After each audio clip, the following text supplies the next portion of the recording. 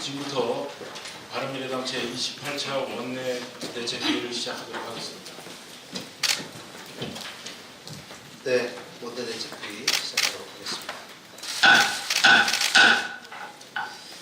네, 어제 여야 원내대표가 회동을 했습니다만 결국 1월 임시국회 소집에 합의를 하지 못했습니다. 이유는 민생과 경제, 또 정치 개혁을 외면하고 있는 민주당의 반대 때문입니다. 민주당은 틈만 나면 민생을 챙기기 위해서 국회를 열자는 말을 해왔습니다. 그러나 정작 민생을 위한 1월 임시국회는 철저히 거부하고 있습니다. 이것이 정부의 국정 운영에 책임을 같이 해야 하는 여당의 태도인지 개탄스럽습니다. 문재인 대통령은 신년 기자회견에서 경제 극복을 위한 규제 혁신과 각종 개혁을 주장했습니다. 하지만 민주당은 이러한 문제들을 의논하기 위한 임시국회를 거부하고 있습니다. 또한 시급한 현안을 다루어야 할 관련 상임위 개최까지 철저하게 묵살하고 반대하고 있습니다. 지금 민주당의 입장은 국가와 국민, 경제와 민생을 위해 국회가 해야 할 가장 기본적인 일까지 모두 하지 않겠다는 직무유기입니다. 지난 12월 15일 5당 원내대표는 어렵게 합의를 한 바가 있습니다. 1월 임시국회 내에 채용비리 국정조사 계획서 처리, 또 선거법 개정 문제 등을 1월 임시국회에서 처리하기로 이미 합의를 했습니다. 정치는 신뢰이고 약속을 지키는 것에서부터 시작합니다. 이처럼 여야 합의사항을 헌시착처럼 버린다면 어떻게 신뢰가 구축될 수 있고 협치를 주장할 수 있습니까? 지금 대한민국은 대단히 어려운 민생 문제를 겪고 있고 경제는 대단히 어려운 방향으로 진행하고 있습니다. 이렇게 민생 경제가 어렵게 된 큰 이유가 민생을 위한 임시국회를 거부하고 있는 민주당 때문이라는 점을 민주당은 각성해야 합니다.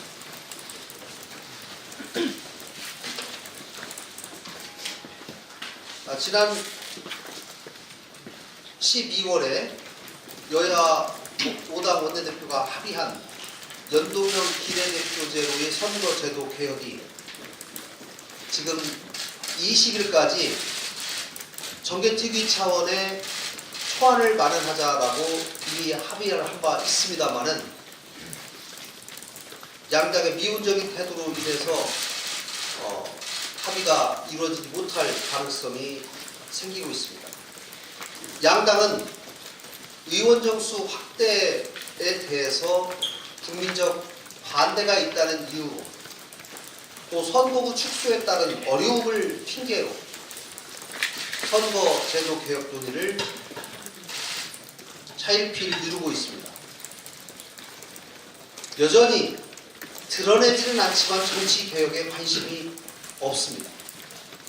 만약 의원 정수 확대가 문제라면 저는 현재의 의원 정수 내에서 지역 구석을 줄이는 것에 대해서도 과감하게 결정을 해야 한다고 생각합니다. 만약 그 부분이 도저히 어렵겠다면 국민을 설득할 수 있는 대책을 서로가 머리를 맞대고 의논해야 합니다. 양당이 그 어느 것도 결정하지 않은 채 선거 계획을 회피하려 하고 있다는 것은 누구나 알 수 있는 상황입니다. 대한민국 의회의 1당과 2당으로서 책임 있는 모습을 보이고 있는지 개탄스럽습니다.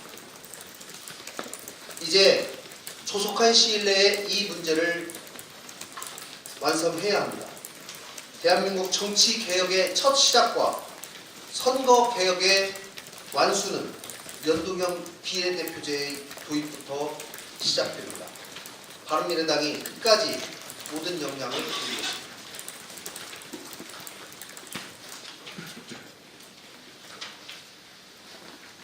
한 말씀 더 드리겠습니다. 최악의 미세먼지 대책에 대해서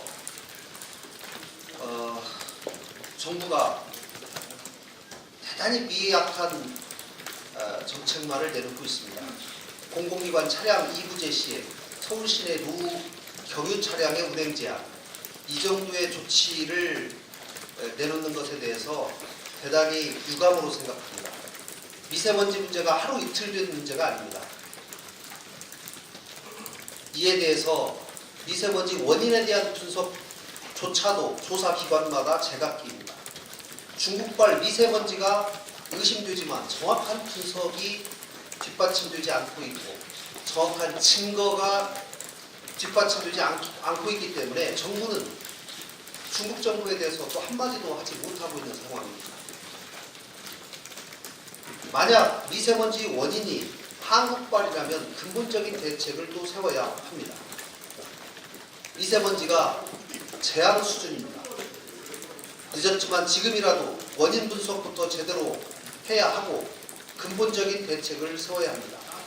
정부도 이 문제에 대해서 최우선적으로 대책을 세워야 하지만 국회에서도 이 문제를 집중적으로 의논할 것을 제안합니다. 미세먼지 대책은 이제 민생 문제 중에 가장 중요한 민생 문제입니다. 대통령이 직접 나서서 챙겨야 할 가장 중요한 민생 과제입니다. 근본적인 원인 파악을 해야 합니다. 땜질식 대처에서 벗어나서 철저한 대책을 세워주기를 다시 한번 축구합니다. 신한울 3, 4호기 원자력 발전소 건설 재개 검토를 제기한 더불어민주당 송영길 의원의 발언에 대해서 청와대가 공론화위원회 논의를 거쳐 정리가 된 사안이라고 밝혔습니다. 불통의 정도를 치면 박근혜 정부의 시즌2입니다. 공론화 논의를 거쳐 정리가 된 사안인지 살펴보면 신고리 5, 6호기 공론화위원회는 구성 단계에서 공정성의 문제가 제기될 것 같습니다. 위원회에 원자력 전공자는 한 명도 없었고 법률자문위원들은 탈원전 진보 성향의 인사들 일색으로 야당에서 심각하게 문제를 제기했습니다. 하지만 정부는 이러한 문제 제기에도 아랑곳 않고 공론화위원회를 지속적으로 추진했습니다.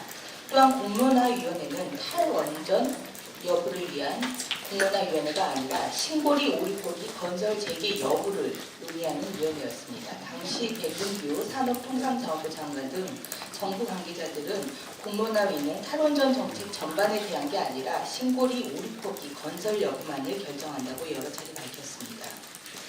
그런데 공론화위원회는 신고리 5, 6호기 건설 재개를 공고하면서 위원회의 목적의 범위를 벗어나 원전을 축소하는 방향으로 에너지 정책 결정을 하라라는 월권을 행사했습니다.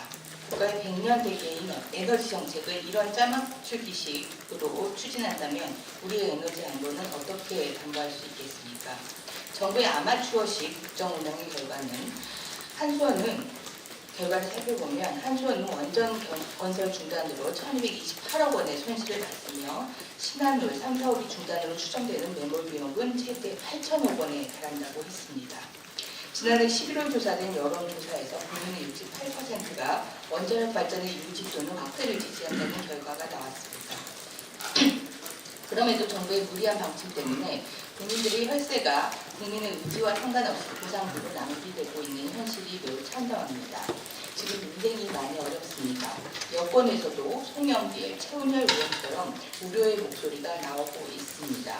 탈원전 반대의 목소리가 더 이상 속의 경일기가 되어서는 안 됩니다. 소통하겠다던 청와대는 이제야말로 진짜 소통이 필요할 때임을 절실히 느끼기 바랍니다.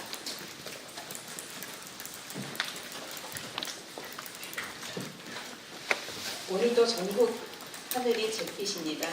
오늘까지 사흘 연속 수도권의 미세먼지 비상저감 조치가 내려지는 초유의 사태가 벌어졌습니다. 문재인 대통령은 대통령 후보 시절에 임기 중 미세먼지 30% 감축을 공약한 바 있습니다. 하지만 국민들이 체감하는 미세먼지 문제는 점점 더 심각해지고 있습니다. 미세먼지 때문에 이민을 고려한다는 인터넷 게시글 수가 급속도로 증가하고 있다는 통계는 우리 국민의 고통이 그만큼 커졌다는 것을 보여줍니다. 미세먼지는 우리 국민의 삶의 질 저하뿐 아니라 기본적인 생존권까지 위협하고 있고 우리의 산업 구조 자체도 변화를 요구하고 있습니다. 이제라도 공공기관 차량 일부제 실시 같은 땜질식 처방이 아니라 체계적인 미세먼지 대책이 필요합니다. 미세먼지 발생원을 제대로 파악하고 이에 대체 등을 통해 발생원을 없애는 노력, 미세먼지 발생지에서 미세먼지의 비산을 막는 기술을 적용하고 관리하는 제도 시행, 학교나 지하철역, 버스 정류장 등 대중이 이용하는 공공장소에서 효율적이고 적극적으로 미세먼지를 저감하는 기술 개발과 적용이 필요합니다. 이와 함께 국립환경과학원 등에서 발표한 것처럼 겨울철 미세먼지의 가장 큰 영향으로 분석되고 있는 중국발 미세먼지 해결을 위한 외교 공조도 필요합니다. 문재인 대통령 역시 후보 시절에 한중 정상 외교 주요 의제로 미세먼지 대책을 추진하겠다고 발표한 바 있었습니다. 하지만 작년 말 중국 생태환경부가 서울 미세먼지를 서울의 탓으로 돌리는 주장을 펼쳤지만 정부는 제대로 된 반박조차 하지 못하고 있습니다. 중국 정부를 향해 강력한 미세먼지 저감 대책 수립을 포함하여 피해 보상까지 우리 국민의 건강권과 생명권을 위한 정부의 행동이 절실할 때입니다. 그것만이 미세먼지 공포에 쌓인 국민에 대한 문재인 정부의 최소한의 도리라고 생각합니다.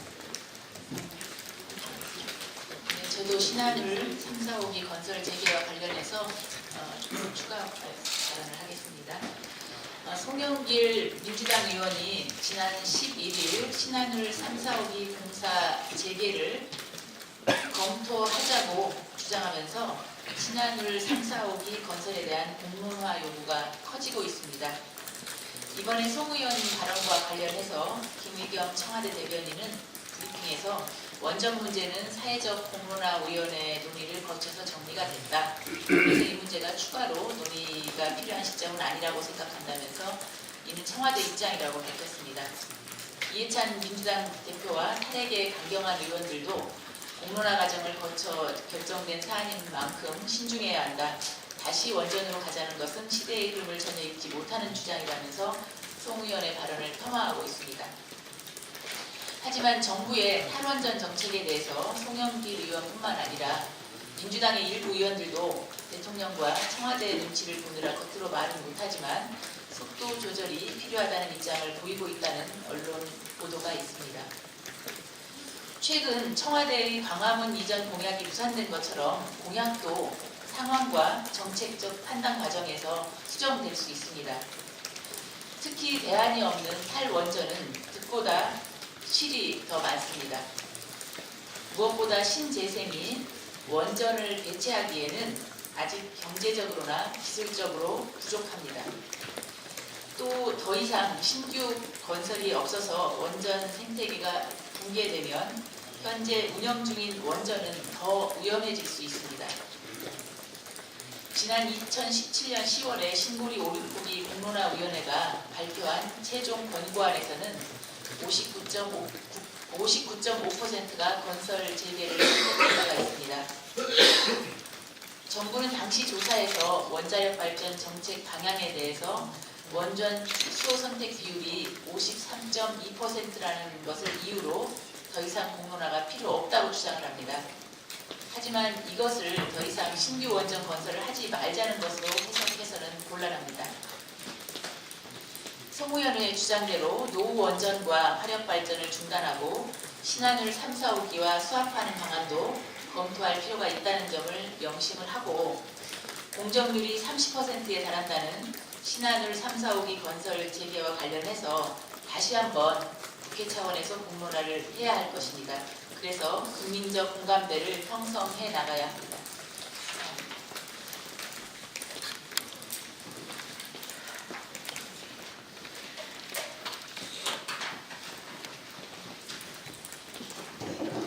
최도대원입니다. 사랑 최악의 미세먼지로 국민들이 고통을 받고 있기 때문에 저도 한 말씀 드리겠습니다. 14일 서울 지역의 초미세먼지 평균 농도는 137 마이크로그램으로 또 역대 최고 기록을 뛰어넘었습니다. 한반도 미세먼지 주요 원인은 서해를 건너오는 중국발 미세먼지입니다. 14억 인구의 80% 이상이 몰려 사는 동부 연안 일대에는 중국의 주요 산업시설들이 밀집되어 있습니다. 그러나 미세먼지에 대한 정부의 대책은 차량 이부제 시행 등과 마스크 착용, 외출 자제를 당부하는 안내 문자 발송이 전부입니다. 중국의 환경생태부가 지난달 8일 기자간담회에서 미세먼지에 대한 중국의 책임을 부인하는 취지의 발언을 하여도 반박 성명조차 내지 못했습니다. 미세먼지 저감 종합대책 말에는 문재인 대통령의 선거 공약입니다. 대통령은 미세먼지 대책을 한중 정상외교의 주요 의제로 삼을 것을 약속하였고 대통령 직속 미세먼지 대책 특별기구 신설도 공약하였습니다. 하지만 바뀐 것은 아무것도 없습니다. 정부가 중국의 눈치를 보는 사이 국민들은 마스크가 없으면 외출조차 불가능하게 되었습니다. 미세먼지는 국민의 생명권과 직결된 문제입니다. 국민들이 숨이라도 편히 쉴 수 있도록 정부는 실효성 있는 국내의 대책을 마련해 주시길 바랍니다. 이상입니다.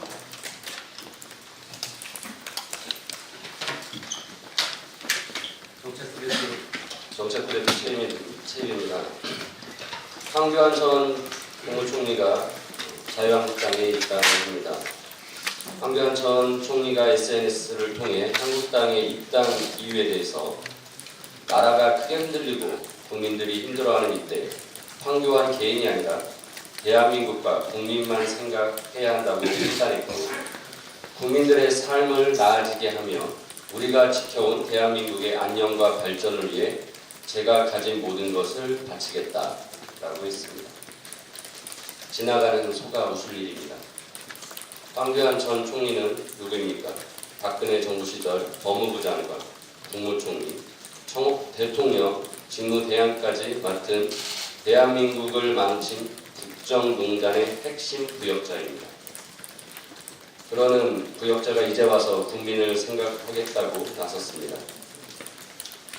황 전 국무총리, 대한민국의 안녕과 발전을 위해 헌신할 수 있는 위치에 있을 때 제대로 하셨습니까? 황 전 국무총리야말로 후함 묻지, 낯이 두껍고 뻔뻔하고 부끄러운 줄 모르는 것 같습니다.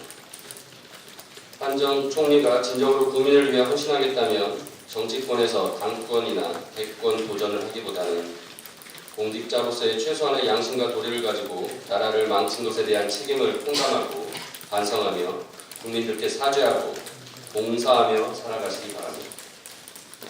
한 가지 더 말씀드리겠습니다. 자유한국당이 어제 5.18 진상규명조사위원 3명으로 권태호 전 민주평통사무처장, 이동욱 전 월간조선기자, 차기환 전 수원지법 판사 3명을 추천했습니다. 이미 언론에도 나왔지만 이동욱 전 기자는 광주 사태 관련 10대 오보 과장이라는 제목으로 검찰의 5.18 민주화 운동 재수사 결과 관련 언론 보도가 과장 왜곡됐다며 주장했고, 차기환 변호사는 광주의 진실을 밝히려는 단체와 개인들을 좌익으로 규정하는 극우 인사입니다. 자유한국당이 이러한 인사를 추천하며 진상규명과 국민통합에 적절한 인사를 했다라고 얘기하고 있습니다. 한국당이 지난 4개월간 인사 추천을 질질 끌며 5.18 진상규명위에 구성도 못하게 방해했다면 앞으로는 이 조사위원들로 인하여 진상규명의 위원회 활동이 제대로 될 수 없도록 방해할 것이 우려됩니다. 앞서 황교안 국무총리를 후암무치라고 말씀드렸는데 한국당 역시 후암무치이고 초록은 단색입니다. 추가로 진상규명조사위원회 구성은 국회 추천을 거쳐 청와대의 인사 검증 후 대통령의 임명으로 최종 결론이 납니다. 청와대는 추천위원에 대한 검증을 조속히 진행해야 하며 대통령은 자격 요건의 부합성을 엄중히 따져 임명해 주시기를 바랍니다.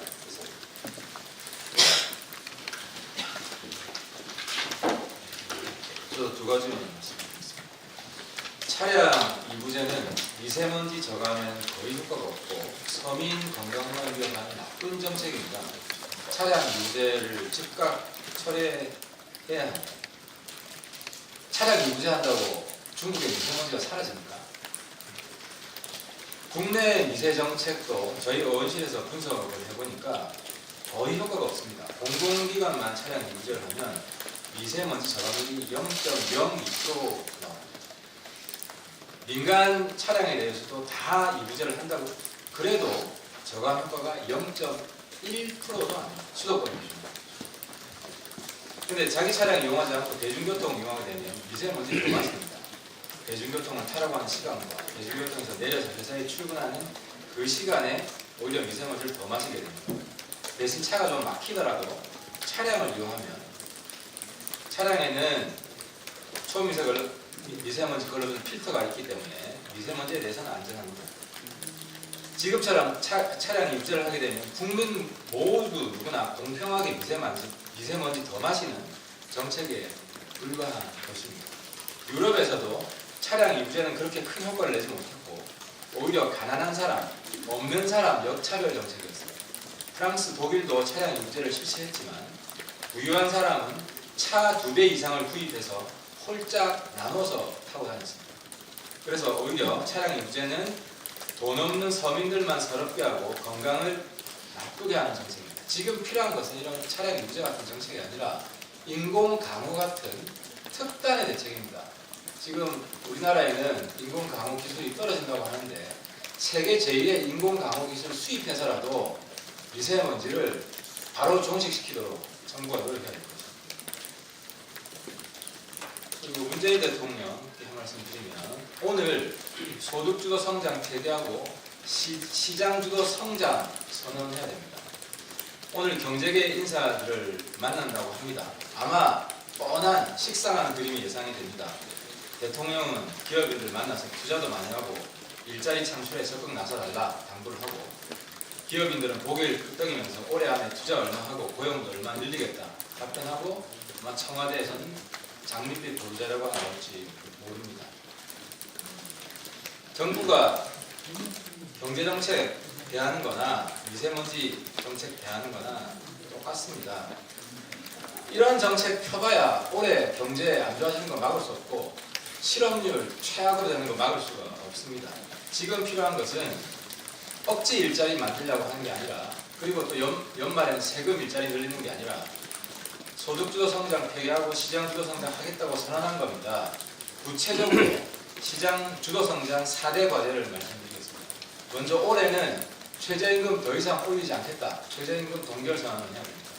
두 번째, 탄력근로제 바로 시행하고 과감한 노동개혁을 하겠다고 선언합니다. 세 번째, 일자리 더 만들 수 있도록 규제 혁명에 나서야겠다고 선언해야 됩니다. 네 번째, 다시 한번 한국 경제에 신화를 만들 수 있도록 기업가가 적폐가 아니라 기업가가 존경받는 사회 만들겠다고 선언해야 됩니다. 일자리 늘리는 것 정부가 하는 게 아니고 시장이 합니다. 아무리 정부에서 억지 방침을 내놔도 시장은 반응하지 않습니다. 각종 규제 혁파하고 노동 유연성 확보하겠다는 믿음을 대통령이 줘야 투자와 일자리가 늘어날 수 있습니다. 있습니다.